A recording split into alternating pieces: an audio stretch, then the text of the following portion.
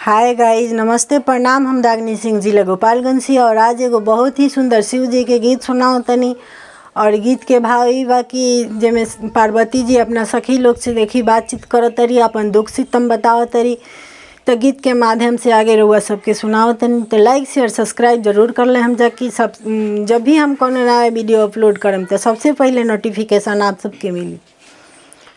पीसी पीसी भंगिया हमरो दर्द करे हेंड बौरा बारे हो, सखी हो हमरो हसबेंड बौरा बारे हो, सखी हो हमरो हसबेंड बौरा बारे हो।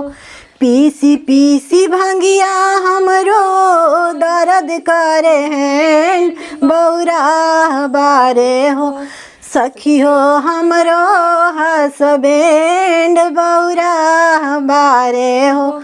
सेंट न साबुन ना लगावे कौनो इतर, सेंट न साबुन ना लगावे कौनो इतर, घासी के भभूत भोला बनेलन पवित्र, घासी के भभूत भोला बनेले पवित्र।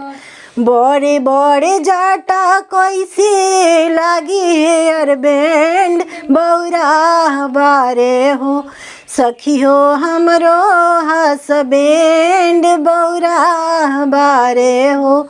केहू डमरू वाला कहे केहू त्रिपुरारी, केहू डमरू वाला कहे केहू त्रिपुरारी। अब हिले कर तारे बैले के सवारी, अब हिले कर तारे बैले के सवारी। सांप गोजर बिच्छू भालू हवे लोग फ्रेंड बौरा बारे हो, सखी हो हमरो हसबेंड बौरा बारे हो, सखी हो गौरा के हसबेंड बौरा बारे हो, सखी हो गौरा के हसबेंड बौरा बारे हो। पीसी पीसी भंगिया हमरो दर्द करे हैं बौरा बारे हो, सखी हो हमरो हसबेंड बौरा बारे हो, सखी हो हमरो हसबेंड बौरा बारे हो।